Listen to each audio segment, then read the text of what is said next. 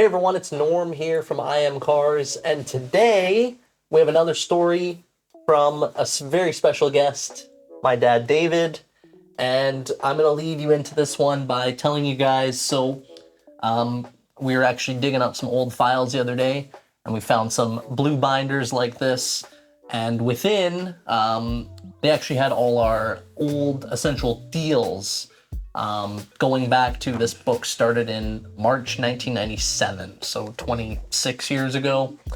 And just for fun, I was going through this the other day with my dad here, and I was going through the log, and I came across a deal in December 1998 on a 1994 GMC extended half-ton truck.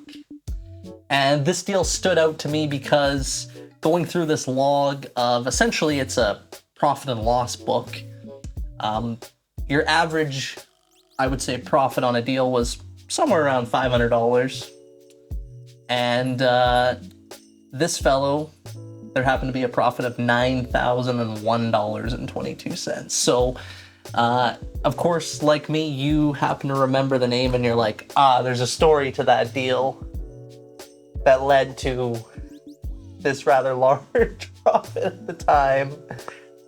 Tell us the story. Well, I think there's a story to every deal.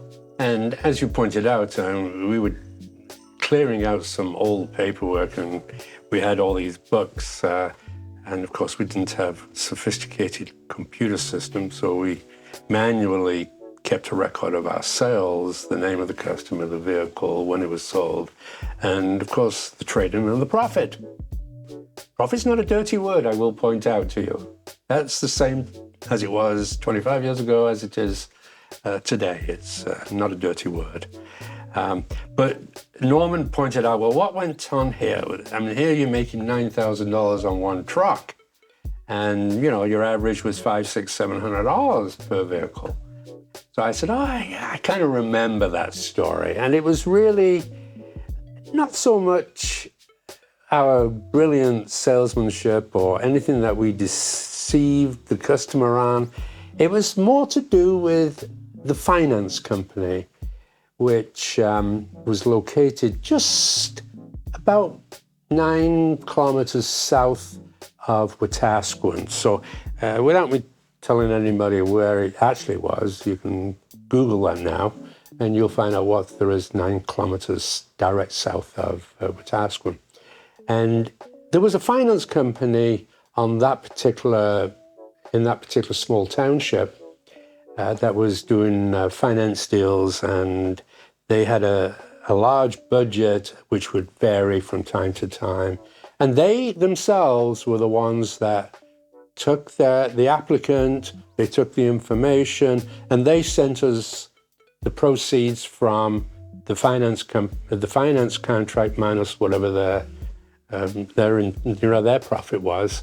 And at the end of the day, we ended up having a $9,000 profit. But it was the finance company. It was not done by us like it's done in the dealerships today. The dealership didn't take the credit app or talk the customer into this particular finance company, because this particular finance company financed a lot of the people around there. It's just, that's the story with the $9,000 standing out there. And we said, thank you very much. We did other deals with this company as well before they went. I'm sure you did. Before that particular municipality, if you want to call it a municipality, closed up that particular operation because I think there was money going in other directions as well. Short story. So with that, do you want to tell us about this other trust company in the late 80s? Yes, that is not at the same time. That is definitely after the Nissan days, after the Nissan was sold, and this is during the Calgary days. I had what you would refer to now and then a dirt lot. So in other words, a used car lot. We sold used cars, usually lower price ones. It was not a fancy building or anything. And actually, I'll tell you, it was on Ogden Road in southeast Calgary. so it's not the most pristine of areas. Anyway, we didn't do too much financing for customers. We didn't really deal with any of the banks. We didn't send customers to the banks, but occasionally we would have some of the offshoot finance companies contact us and say, do you have any, if we have some money available, if you've got any clients, send them in. So there was a trust company that was located on 17th Avenue, Southwest Calgary, that was wanting to do some finance deals on cars. They had a money, I won't say a money lender, but like a broker who was our contact. And we'd sent in some transactions. And yes, they did the finance and we got paid and customer happy with the car and all the rest of it. The broker got paid from the trust company, which is now bankrupt, by the way. It went bankrupt about 2 or 3 years after this event. I do recall one customer, and he actually wasn't a Canadian citizen. He was a US citizen who actually was trying to avoid the draft in the United States. So he was military, had come up with to the States and was pretty well working up here, but in hiding, if you like, not legally.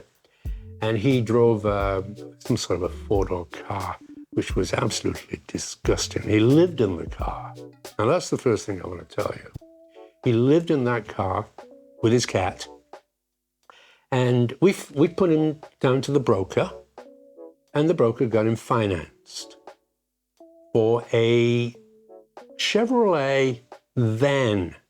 Now, the interesting thing about this is that the gentleman in question had an Alberta driver's license.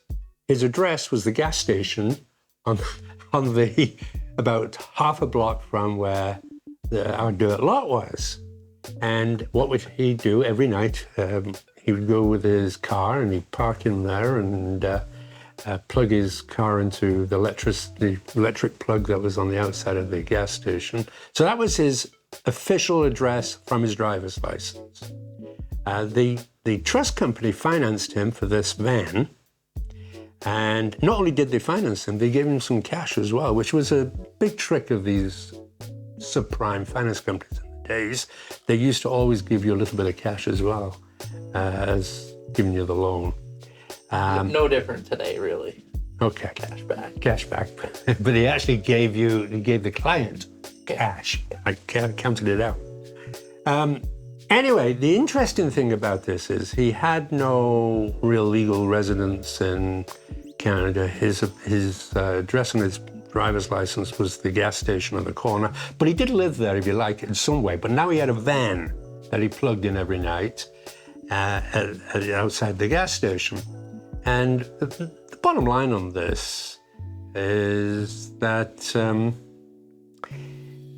this particular trust company, if you were breathing, you were financed. End of story. You were good to go if you were breathing. And there's a few lenders like that today, still. Right? Pretty much, if you got a heartbeat, you're approved. Yeah. Anyway, that was the story. I didn't really have a house or anything. Great. Anything else on that? No, other than the fact I refused to get into his trading when he got out of it and got into his new acquired van. And I called the guy at a records yard across the street. I called him to pick it up because I wasn't driving it over there. It was terrible. And I do remember that. It was a yellow-brown Pontiac Le Mans or something that he traded in. Anything else? Not on that story. All right, so hope you guys enjoyed that story. If you did, give this video a thumbs up, subscribe to our channel, check out some of our other videos up here. I think you'll really enjoy them.